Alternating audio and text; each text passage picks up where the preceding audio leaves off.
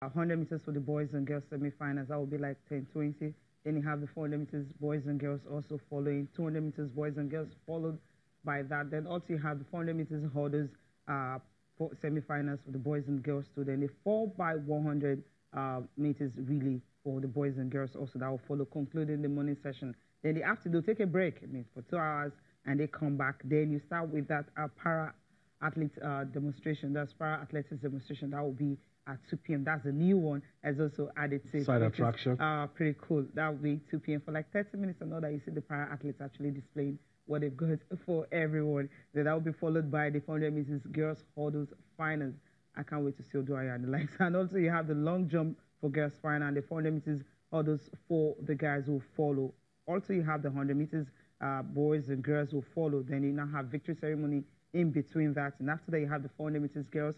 You have the long jump for boys. Then the 400 meters boys will follow. Then the 200 meters for girls will also follow. And also for the boys, victory ceremony. Then the 800 meters after that, 800 meters finals for the boys and girls. Then you have the, of course, the 4 by 100 meters relay and the 4 by 400 meters relay for the boys and girls. And after that, you have the victory ceremony. So it's going to be massive. It's going to be awesome. We just can't wait to get out of the studio and get to Testing Balogun Stadium and see what we're going to have in stock for us. And somebody was talking about records will be broken. I was like, come on, they're just athletes that are coming up and all that. Just take a look at this for me.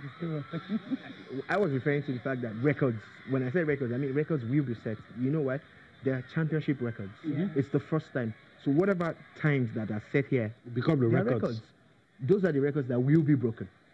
And eventually we'll have national records.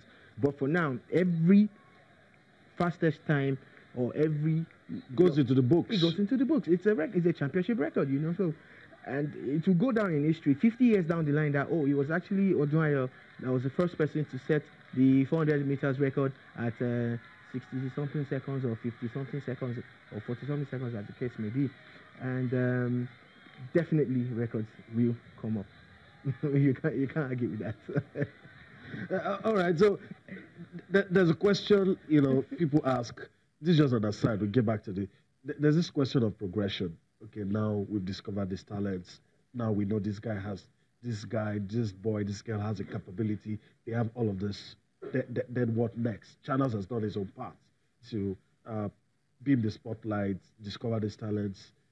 Then where do they go from there? Because you talked about us not having enough of all of this. And I'm very sure it will also worry you that, okay, fine, we've discovered this. So what next? What opportunities are there for those who genuinely want to do something with their talent? I think it was the Finba's coach or a representative that said something about how we had this before. Yes. Growing up, I know that we had a whole lot of stuff to look forward to, a whole lot of tournaments and championships. The calendar was at there. The grassroots level and even at the elite sports level, you know. But those things do not exist anymore. Now, what next? What next is that these kids, we assume that all of them will go to university. Sure. There is the Nigerian Universities Games. There are the interdepartmental games. There are the interfaculty games, you know, and all of that. Those are some places where they can get to exhibit what they have.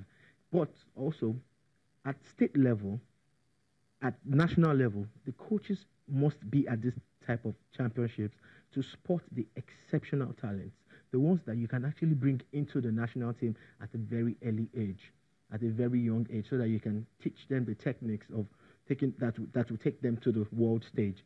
What's next for them is that they will represent Nigeria. What's next for them is that they will represent themselves also, because athletics is run on a league basis. And until we adopt that in Nigeria, we will still be asking these questions.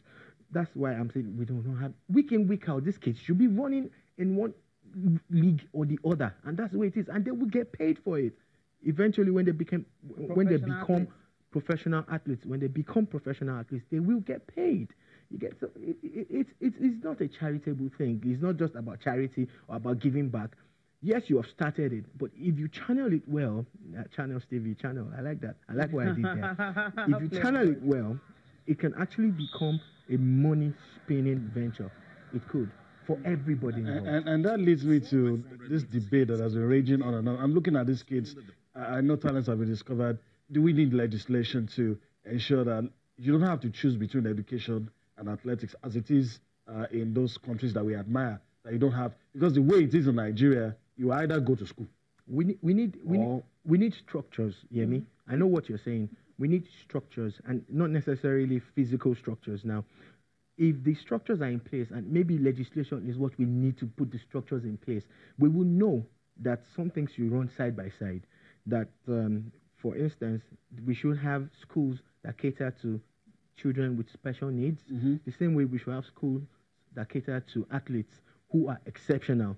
And you know that, oh, once this person comes through the system, you can push him to this school or that school or that school. And that way they get to do sports and education side by side. In the NBA, you find out most of those guys went through high school, and they still go back to get their degrees. Some of them even do it side by side. Not everybody goes from high school to the NBA. Most of them will go to college, and you know they run these things side by side because they know that there's life after sports. Yeah, absolutely. There's life after sports. But the thing is, because some kids will actually complain. There's a boy who, the parents kept calling the schoolmaster, the games master, and say, you need to bring my son home now. It's 3:30 and all that. So he came to where we were sitting and said the boy needs to go home. That was one of the boys that the national youth coach was actually talking to. He's just 14 and all that. He wanted him to 12, yeah. He wanted him to be part of the athletes he's training right now. And the mother was on the neck of that games master. I need my kid back. Asking it, you wouldn't blame her. She felt okay, he would just be there for some few hours and will have to come back home. But I'm thinking if this boy, for instance, get a scholarship to university, through athletics and all that is being offered, I think more parents would be happy to actually have their kids take out that time and, do some sports.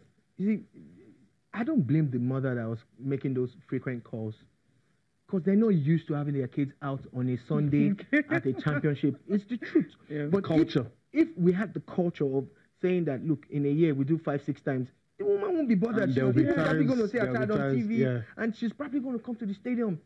Today, I'm sure. Yeah. So I don't blame the woman. Okay. It's just because we've not been doing it. The culture's not there. All right, let's go for a final break now. We'll come back. We'll be looking at the papers.